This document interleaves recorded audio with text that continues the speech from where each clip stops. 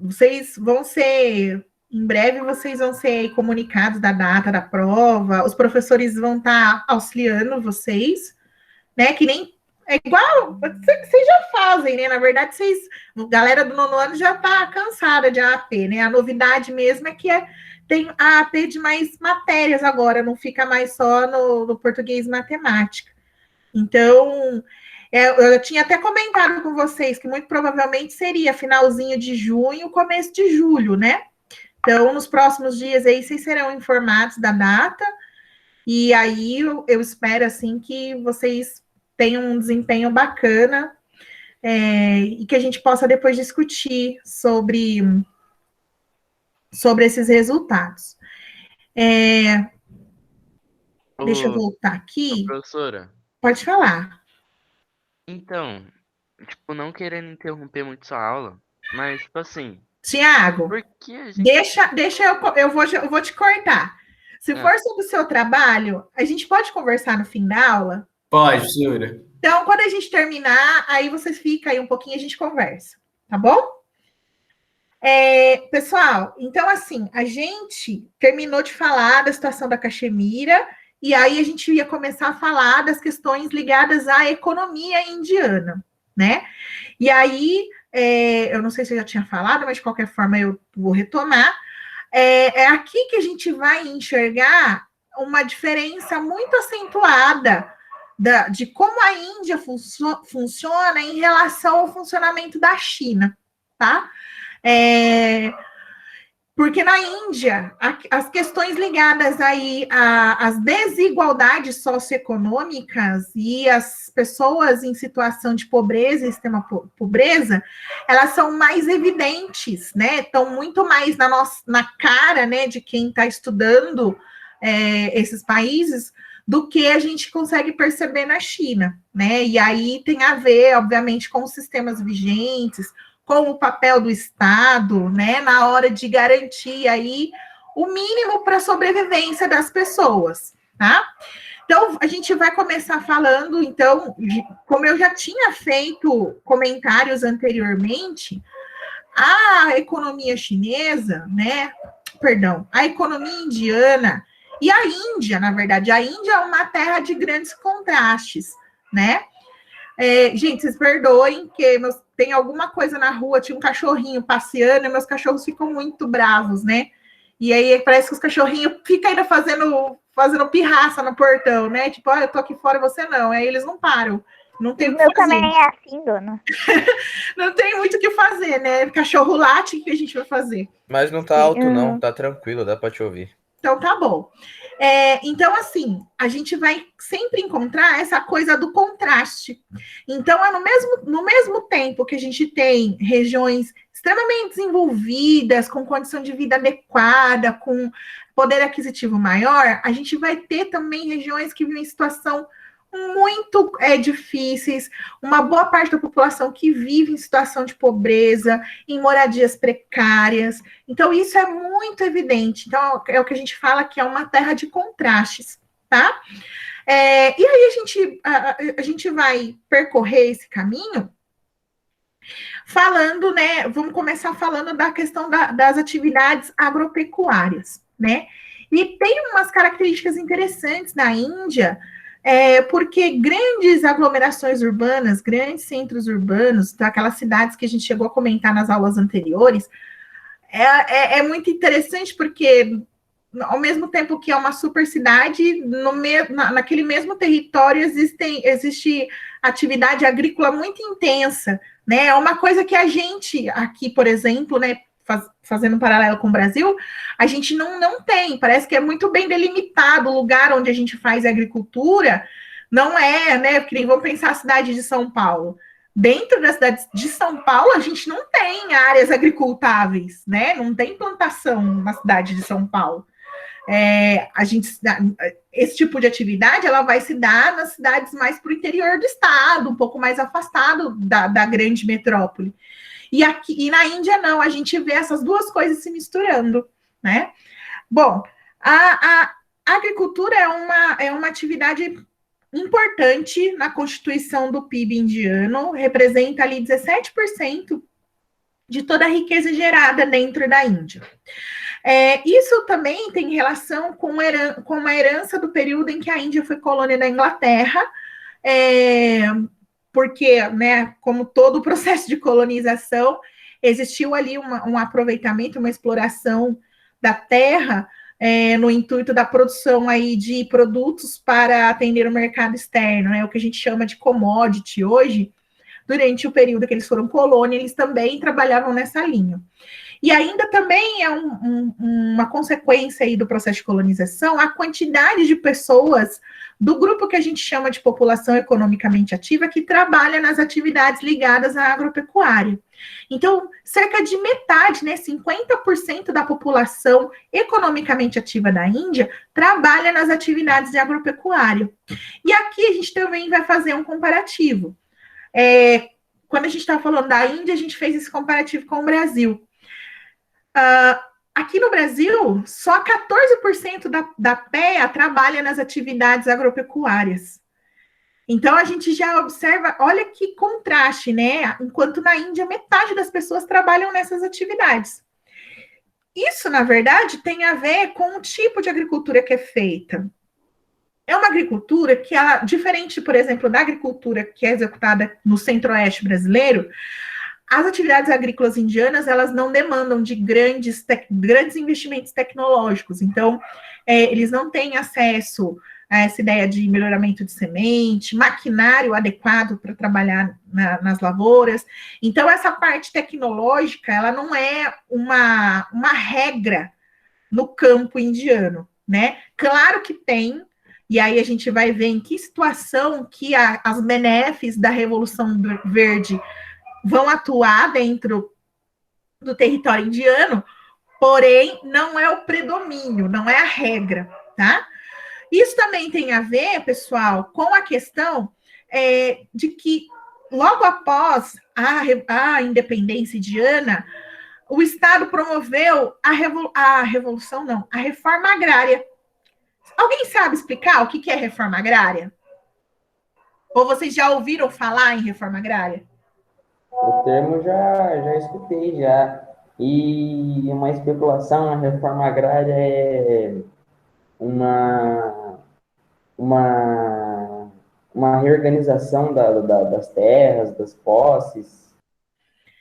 É um jeito de reorganizar. Na verdade, até o termo mais adequado talvez seja redistribuir, Então,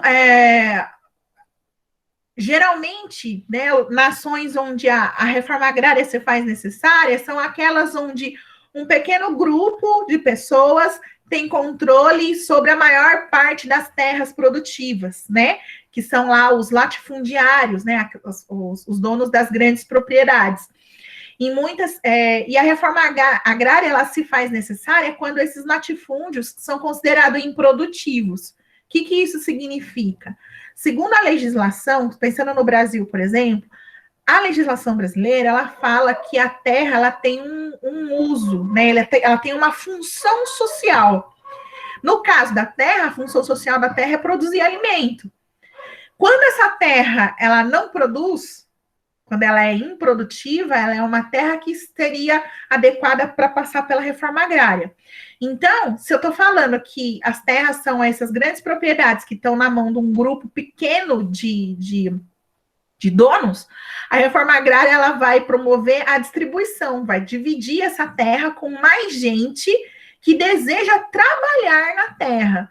É a ideia, então, de formar as pequenas propriedades, fomentar a agricultura familiar. A agricultura familiar, alguém sabe me dizer o que é? De pequenos produtores, constituídas por famílias ainda. Isso, são as pequenas propriedades que são conduzidas por uma família, E ali, aquela família produz para o seu próprio sustento e o excedente, o que ela produz a mais, ela pode vender, Então, e aí é importante a gente falar, principalmente, de novo, fazendo paralelo com o Brasil. O arroz e o feijão que chega no nosso prato, ele não vem das grandes fazendas, ele vem da agricultura familiar.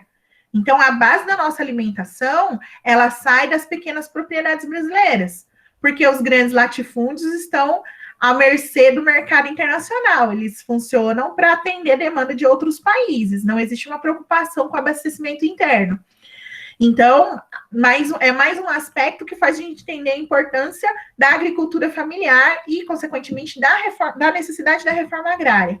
Como isso aconteceu na Índia, existe predomínio desse tipo de propriedade. E aí a gente tem essa imagem aqui que é muito interessante. Essa aqui é uma lavoura de arroz, é o que a gente chama de arroz alagado, porque essa plantação ela está nas margens do rio Ganges. Essa cidade aqui é a cidade de Calcutá. Eu falei para vocês na aula passada, né, nas aulas anteriores, que é a terceira maior aglomeração urbana da Índia. Tanto que, assim, eu sei que a foto não está muito boa, mas aqui atrás a gente vê uma linha de grandes edifícios, né, prédios muito altos. Aí a gente tem uma mata e tem a lavoura de arroz. Então, nesse aspecto que a Índia se diferencia, né? Não estão exatamente delimitados os espaços. Não, aqui é agricultura, aqui é a cidade. Não, a cidade e as terras agricultáveis, elas se misturam e dividem o espaço, tá? É bem, assim, bem diferente do que a gente está habituado a ver. Mas na metade do território indiano, ele está ocupado com a presença das atividades agrícolas.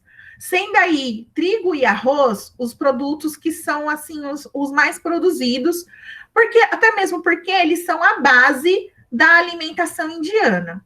Pergunta: quais são os alimentos que são a base da alimentação brasileira? Arroz, feijão e proteína, carne bovina, principalmente. Arroz e feijão, teoricamente, uma proteína, mas com os preços que estão sendo praticados ultimamente, a gente tá todo mundo fugindo das proteínas, em especial da carne vermelha, né? Que é uma das coisas que mais teve alta nos últimos tempos. Mas vamos lá. Mas em tese é isso: arroz, feijão é uma proteína. Lá, os cereais base são o arroz e o trigo. E não entra carne vermelha, porque a gente já até comentou em outros momentos que existe aí uma questão de religiosa acerca, por exemplo, dos rebanhos bovinos, né? Das vacas e dos bois. Professora, oi. Em respeito mas se consome, sim, outras proteínas animais. Sim, outros animais são consumidos, sim. Só realmente essa questão envolve mesmo os bovinos, tá? Bom, então, assim, nos quesitos arroz aqui, trigo, a produção indiana ela só é menor que a produção chinesa, né? O que também faz sentido, né? Porque se é a base da alimentação da população, e a população da Índia é um pouquinho menor que a da China, faz sentido, né? Em virtude, então, dessa questão religiosa, né? Os hindus, que são aí a maioria da população, não consomem carne de boi, nem carne de vaca, porque tanto o boi quanto a vaca são animais sagrados para eles. Então, eles não consomem carne bovina. Só que, ao mesmo tempo, em 2017, a Índia tinha o maior rebanho bovino do mundo, né? Com mais de 300 milhões de cabeças de gado. É importante dizer que esse rebanho, ele não, né, como não é gado de abate, né, como eles não matam, tá ligado aí com a produção de leite, tá? Esse rebanho é responsável aí por quase 15% de todo o leite que é produzido no mundo. Então, assim, é um volume muito grande, né, de um produto aí vindo dos animais sagrados para eles. Mas aí também é interessante, porque esse leite, em sua maioria, não é consumido pela população indiana, porque metade da população indiana consome leite de búfala, não é leite de vaca. Então, assim, toda essa produção gigantesca também acaba sendo para atender mercado internacional, tá? Aí, dentro da questão da produção de animais, né, também tem rebanhos aí importantes de cabras, ovelhas, porcos e aves, tá? Então não come carne de boi, mas todos esses outros bichos podem ser consumidos, tá? A Índia, ela é autossuficiente na produção de alimentos, né? Principalmente depois do advento da Revolução Verde, né? Que é um conjunto aí de tecnologias que foram desenvolvidas e foram inovadoras no ponto de vista do cultivo, né? E aí a gente inclui desenvolvimento de adubos, de pesticidas, melhoramento de sementes. Então, tudo aquilo, né? E o próprio maquinário para trabalhar no campo, tudo isso é um conjunto, né? Foi um pacote tecnológico que melhorou e muito a produção de alimentos, né, no campo em geral. A Revolução Verde, né, esse conjunto tecnológico, ela se dá e começa na década de 60. No Brasil, a gente também teve aí a ação da Revolução Verde, mas aqui aconteceu um pouquinho depois, foi nos anos 70 que essa tecnologia chega, que é o momento em que as atividades agrícolas, elas migram da região sul do Brasil em direção ao centro-oeste, né? Então, essas tecnologias, elas foram fundamentais para a ocupação do centro-oeste com as atividades agrícolas que a gente tem hoje. Então, se não fosse esse melhoramento tecnológico, talvez o Cerrado ainda estivesse em pé. Mas, né, tudo tem seus prós e contras. Naquele momento, foi uma decisão que foi tomada aqui no Brasil. E aí, voltando para a questão da Revolução Verde, mesmo com toda essa tecnologia, então, ou seja, se a Índia é autossuficiente, quer dizer que ela consegue produzir toda a comida que é necessária para alimentar a sua população. Até aqui, tudo bem? Sim. Só que daí, ao mesmo tempo que ela é autossuficiente, a gente hoje sabe que tem uma porção importante da população indiana que sofre com escassez de comida e subnutrição, né? E aí eu pergunto para vocês, como é possível um país que consegue produzir comida para todo mundo ter uma parcela importante da sua população vivendo aí nessa situação de não ter acesso à comida e tendo subnutrição? Por que isso acontece?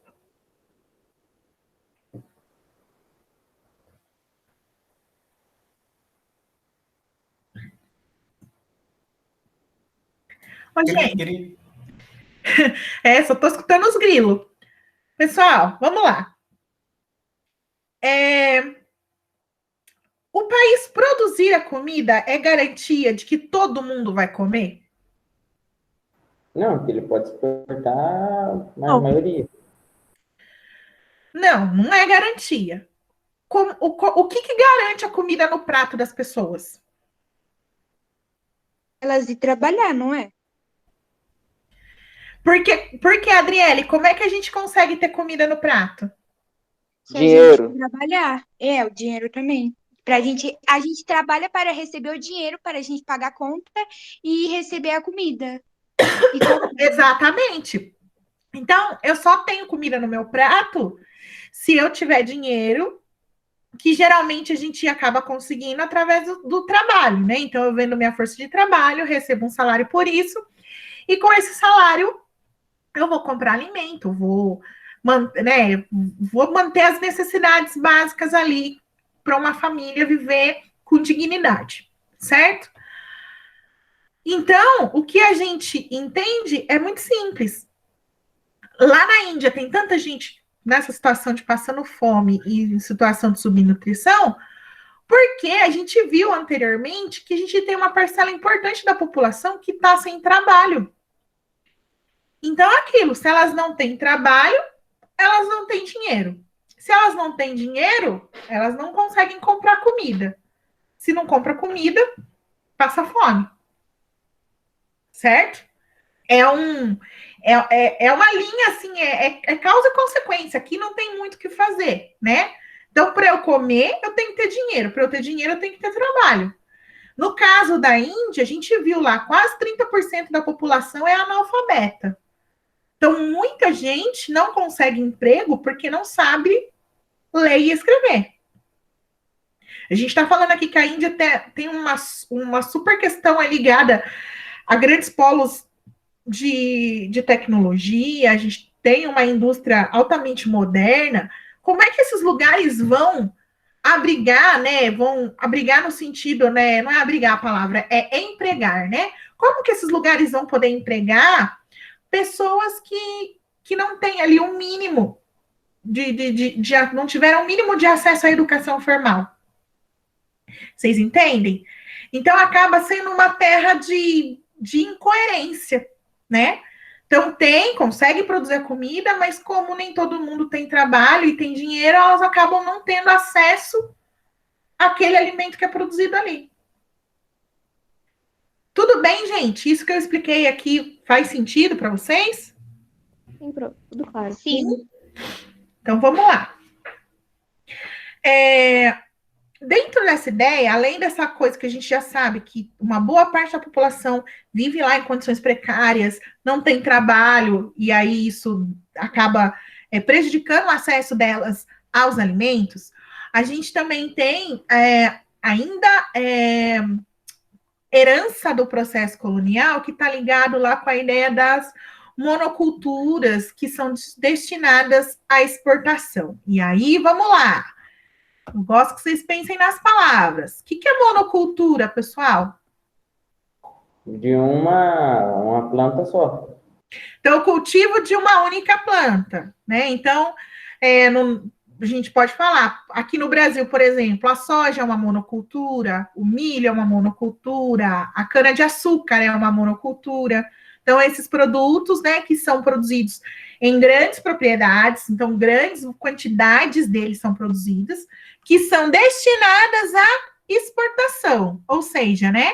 Então, eles são produzidos não para ser consumidos dentro do país, mas sim para ser vendido para outros. Então, lá na Índia também tem, né? E essas terras onde esse tipo de cultivo acontece, ainda é herança do processo colonial, porque os donos dessas áreas produtivas de monocultura e de exportação não são indianos, são estrangeiros. Então, são os proprietários dessas terras, eles são ingleses, boa parte deles são ingleses, né? Porque, como eu disse, isso tem a ver com o processo de colonização. E mesmo depois da independência, eles se mantiveram ali com as suas propriedades, explorando a terra dessa maneira, tá? Dentro dos produtos aí que são cultivados de forma para atender aí o mercado externo através das monoculturas, são aí, né? Os produtos são chá, algodão, café, juta. Eu não sei se todo mundo sabe, mas juta é uma fibra, tá? Que é usada para fazer tecido, enfim. Cana-de-açúcar, né? E então esses produtos, né? Essas propriedades estão na mão de estrangeiros e é uma parte importante do território que é dedicado para essas atividades, tá? A gente tem aqui, então, essa figura 26 que mostra para a gente o uso da terra, né, para as atividades agrícolas. E aqui, diferente do que acontece na China, a gente viu, né, que a população e as indústrias e a atividade agrícola, ela se concentra lá na parte mais ao leste do território chinês, porque na China a gente tem a presença lá de 2 grandes desertos, e também o terreno mais acidentado na região ali mais próxima à Cordilheira do Himalaia, né? Que a gente viu lá a média altimétrica de 3.000 metros. Fazer agricultura num terreno tão alto, né? Tão irregular, é mais difícil. A Índia, ela tem pequenos pontos onde fica mais difícil fazer agricultura, né? Como essa região aqui mais ao norte, que é uma região desértica, né, quase na fronteira aqui com o Paquistão. A região da Caxemira, que é uma região também de altitude maior, então mais elevada, então o terreno também é acidentado, fazer agricultura ali é um pouco mais difícil. Fora isso, praticamente todo o território é ocupado por atividades agrícolas. Professora, desculpa Eu tô interrompendo sua aula, mil perdões. É porque a minha mãe ela acabou de me ligar que eu vou almoçar fora com ela, então vou ter que sair, tá? Tá bom, Eduardo. Tá bom? Obrigada. Ok, Tchau. de nada. Vamos lá, gente. É, Voltando aqui. Então, o que que acontece? Nossa, gente, o que eu estava falando? Perdi o A raciocínio. dificuldade das culturas nos terrenos Da mais assim, distribuição, elevados, verdade. Da montanhosos. distribuição. Então, diferente da China, que ficava só num pedaço do território, aqui está mais espalhado, né? Então, a gente tem uma parte importante do território que é usado para produzir arroz, né? Essa parte azulada aqui, tudo é cultivo de arroz. Arroz e trigo, né? Tem bastante. Tem as áreas, né? Esse verde mais escuro aqui são áreas de floresta, né? Então, elas estão em pé ainda, então não tem, né, agricultura nesses territórios. Aí também tá espalhado, né? A gente tem aqui as culturas de algodão, aqui mais ao norte, cultura de cana-de-açúcar. Aqui a gente tem a juta, o chá, mais aqui, né, no Nordeste. Então, as atividades agrícolas estão bem espaçadas pelo território indiano. Tá bom? Tudo bem, gente, até aqui? Sim. Sim. Sim, Então- tudo bem, professor. Beleza, então a gente vai parar por aqui e amanhã a gente retoma falando da indústria indiana. Tá bom. Ok. Então, deixa eu parar aqui. Professora, você vai fazer a chamada agora? E, sim, vou fazer a chamada agora. Professora, pode perguntar uma coisa? Pode dar aula? Pode sim, pergunta. Eu não sei se a senhora já pode falar, mas qual que vai ser o próximo assunto depois que a gente acaba de falar sobre a Índia? Terminando a Índia, a gente vai fazer correção da AP. E aí, o próximo, se eu não estou muito louca, a gente vai falar de tigres asiáticos. Vai ser a sequência tigre asiático e Japão. Tá bom? Então, vou interromper aqui.